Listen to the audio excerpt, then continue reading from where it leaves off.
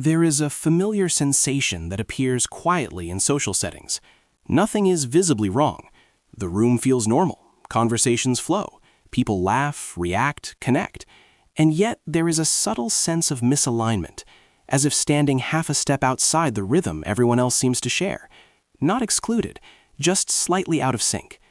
People who feel strange in social environments often don't experience this as anxiety in the classic sense. There is no panic, no urge to escape immediately.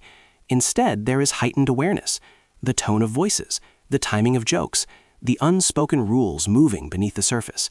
While others participate naturally, the mind stays observant, trying to decode what feels automatic to everyone else. In everyday moments, this shows up gently, unsure when to speak, laughing a second later than expected, feeling present but not fully relaxed. Conversations are understood intellectually, yet felt from a distance.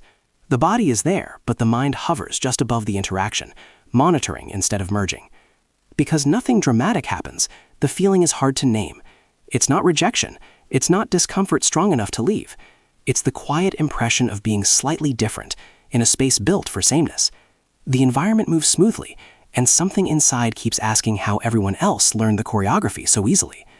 This feeling is often misunderstood as social awkwardness or lack of confidence, but for many people, it comes from something else entirely: heightened perception. Social spaces are rich with signals, shifts in energy, subtle expectations, unspoken hierarchies. Some minds register these signals more intensely. Instead of blending in automatically, they pause to process what others absorb intuitively. From a psychological perspective, social ease depends on implicit learning. Many social rules are acquired without conscious thought. When this process doesn't happen smoothly, interaction becomes more deliberate. The person thinks about timing, tone, and response, while the moment is still unfolding. Participation turns into observation, not because connection isn't wanted, but because the mind is working overtime to keep up. Over time, this creates a specific internal stance. The person becomes socially aware, but not socially fluid. They understand what's happening, yet feel slightly removed from it. The interaction continues, but with a thin layer of distance. Others may perceive calm or quietness, while internally there is constant adjustment. Because this doesn't disrupt social functioning outright, it often goes unaddressed. The person can engage, respond, and remain present. But the sense of strangeness persists, not as fear, but as the feeling of never fully relaxing into the moment. There is a moment when this sense of strangeness becomes clearer. It usually appears after a few minutes of interaction. At first, everything seems manageable. Small talk works, responses come. But as the social exchange continues, a quiet fatigue sets in, not from people themselves, but from the effort of staying aligned. The mind keeps adjusting, matching tone, timing reactions, choosing when to enter or stay silent. From a behavioral perspective, this happens because social interaction requires synchronization, shared rhythm, shared pacing. When someone doesn't naturally lock into that rhythm, participation becomes intentional rather than automatic. Each response feels like a small calculation, not heavy enough to stop engaging, but constant enough to be noticed internally. Psychologically, this creates a split experience. Part of the person is involved in the interaction. Another part is watching it happen, monitoring, evaluating, checking for missteps. This internal observation prevents full immersion. The conversation is followed, but rarely inhabited completely.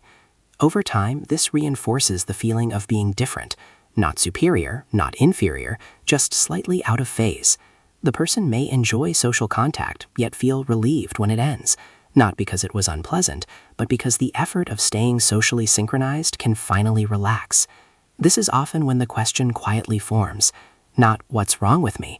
but "why does this feel harder than it seems for others?" As this experience repeats, it begins to shape how social identity is formed. Feeling strange in groups can slowly turn into feeling peripheral to them, not excluded, but not fully anchored either. The person learns how to participate without fully blending. They become attentive, polite, responsive, while holding a slight internal distance that feels protective. From a psychological perspective, this distance often develops as self-regulation. When social environments feel unpredictable, the mind stays alert. It tracks reactions, adjusts behavior, and minimizes risk. This can create social competence on the surface, but it also limits spontaneity. Expression is filtered, reactions are delayed, authentic impulses are softened before they appear. Emotionally, this creates a subtle restraint. Feelings are experienced but moderated. Excitement is contained, humor is measured, vulnerability is postponed. the person remains socially functional but emotionally buffered. Over time, this buffering can make connection feel thinner than expected, present yet slightly hollow.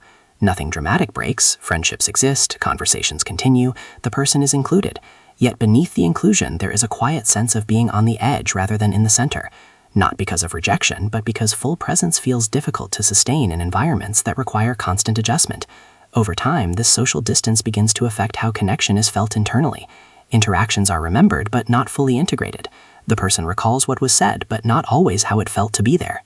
Social moments leave impressions, yet they fade quickly, as if they were observed rather than lived from within.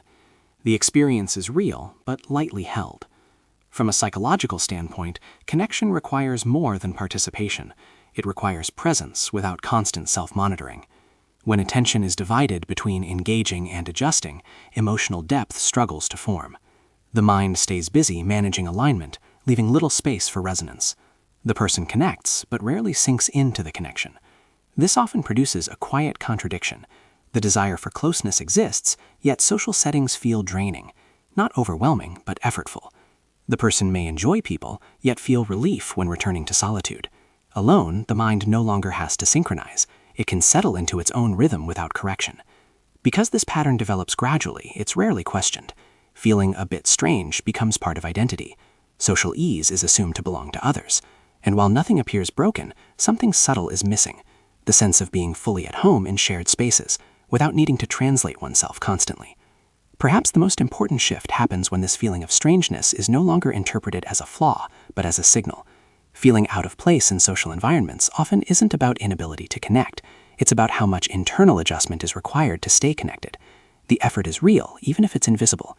Psychologically, comfort in social spaces depends on how safe it feels to be unedited. When expression must be constantly filtered to maintain alignment, presence becomes conditional. The person isn't hiding who they are translating themselves in real time. And translation always costs something. Tone is adjusted, reactions are softened, impulses are delayed. Over time, this makes social interaction feel less like participation and more like performance. Noticing this changes the question entirely. It's no longer why do I feel strange, but what am I constantly adjusting to fit in? That awareness doesn't demand withdrawal or forced exposure. It simply creates clarity. The strange feeling becomes information rather than judgment. There is no instant resolution here. Social ease doesn't arrive by pushing harder. It begins when internal permission replaces constant correction, when the mind allows moments to be slightly off without fixing them immediately, when presence is valued more than precision. It may be worth noticing when the sense of strangeness appears, what feels required in that moment, what feels risky to express.